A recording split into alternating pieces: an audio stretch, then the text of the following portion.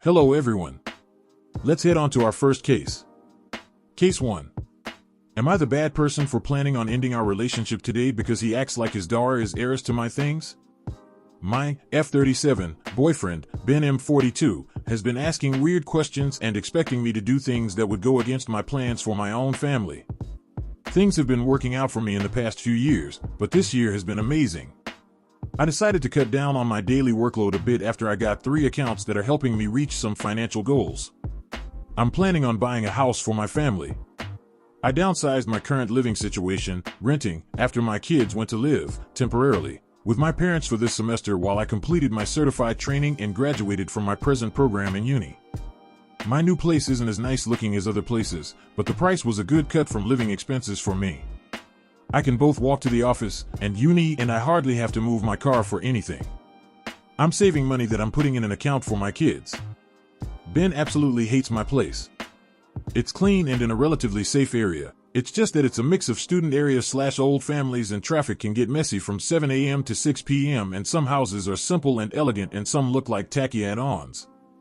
I don't care if my place doesn't look nice on the outside.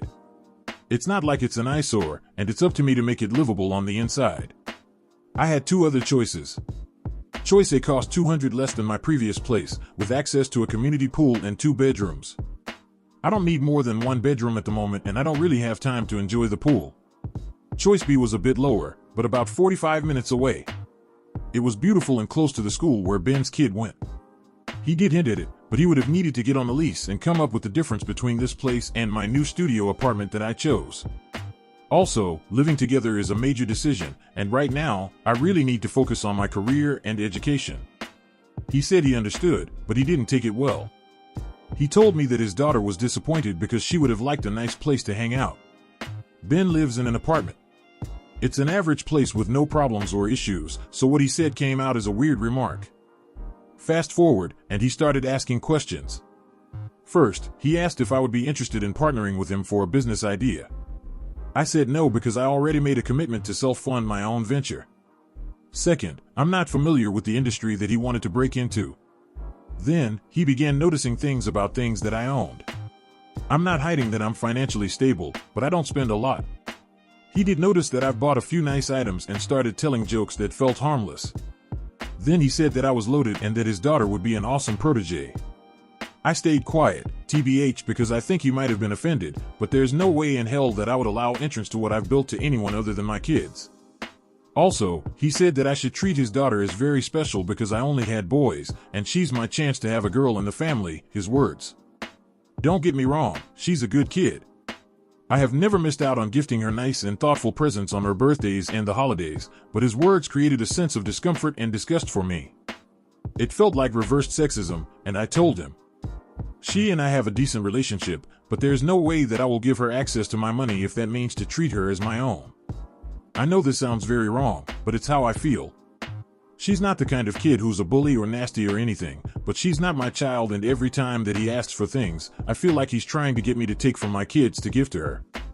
It happened again when I gave her a short-term weekend job. The office cleaning lady wasn't available, so I hired his daughter for a Saturday cleaning. She did a good job, I paid her, and took her to the mall to get her some makeup that she wanted, and she came back next weekend. When he picked her up, he started joking that she would start from the bottom and rise to be top executive like any other kid at their family business. I didn't say anything because she was there, but I did approach him later on and mentioned it to him. I tried to be gentle, but it was important for us to at least discuss expectations.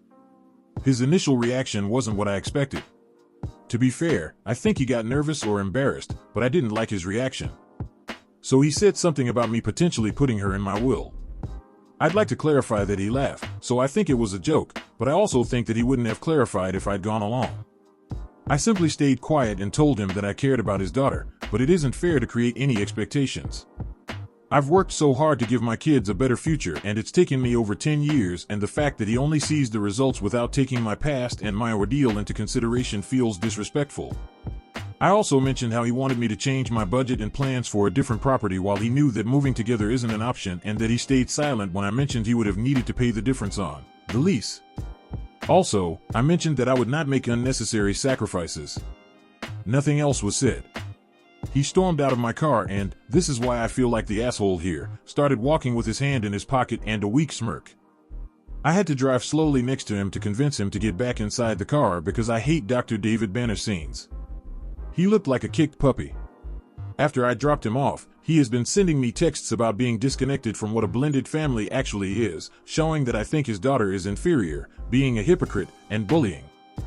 This has disturbed my inner peace because I'm just defending whatever legacy I have built, and having to do it against my partner just doesn't feel right. We talked about it, and he apologized, and I did the same in case I was too harsh. He said we could find some middle ground, and I was open to it. When he talked about helping him create a business for his daughter, I began to get angry because, again, it would be sweat equity for me. I declined because I did all the sweating I had to, but it was for me, and what he's asking just isn't fair. It's a responsibility, and I truly like to do things appropriately. I don't want to say yes and do it half-ass, and I don't want to work for free. I also don't want to mix anything between business and pleasure because it's my network and my contacts, and again, it could go very nice and well or it could be a shit show, and I don't want that.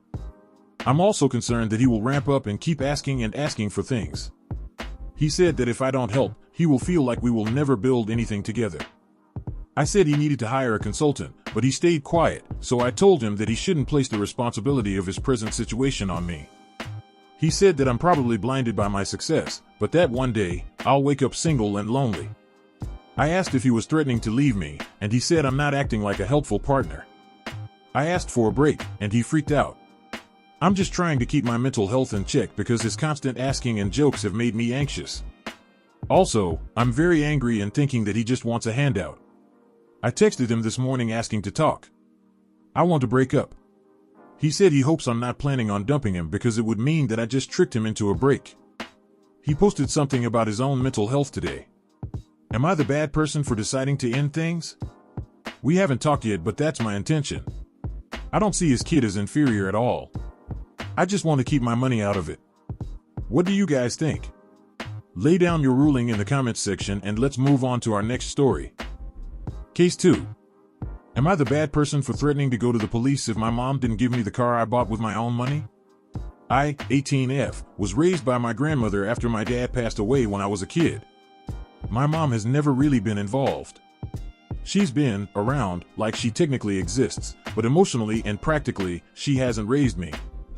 It was always me and my grandma figuring life out together. After my dad died, I received monthly financial support from the state due to his passing, and my grandmother helped me save most of it.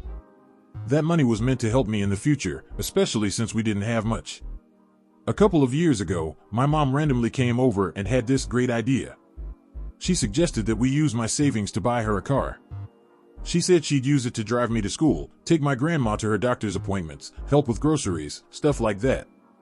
At first, it sounded helpful. She made it seem like the car would be useful for the whole family and that she'd be doing something good for us. So, we agreed. I trusted her. We bought her a car using the money I'd been saving for years. Fast forward a bit and surprised she barely drove it. She was constantly scared of driving, especially parking, and kept saying she was afraid of getting into an accident. The car just sat there most days. Meanwhile, I was taking the bus, walking long distances, and trying to juggle university life while we literally had a car we paid for just sitting outside. Then I got my license. I thought it would be simple. I'd ask her to let me use the car to get to class or run errands for my grandma. But every time I asked, she gave vague excuses like I might need it later or let's see next week. It was always pushed off.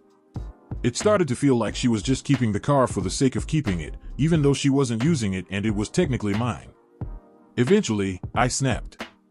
I told her that if she didn't give me the car by the end of the day, I'd go to the police and tell them everything, how she used my benefit money to buy herself a car under false pretenses and then refused to let me use it. She got super quiet and ended up giving me the keys, but now everyone's saying I went too far, that I threatened my own mother and acted out of line. I don't know. I didn't want it to come to that, but it felt like the only way she'd take me seriously. So am I the bad person for threatening to report my own mom over a car I technically paid for? Or was I just standing up for myself?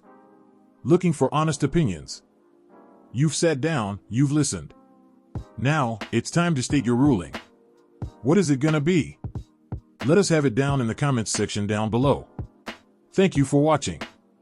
Please like this video if you enjoyed it and subscribe for more cases like these. In life, we may run, but we can never hide from true justice. Stay safe, everyone.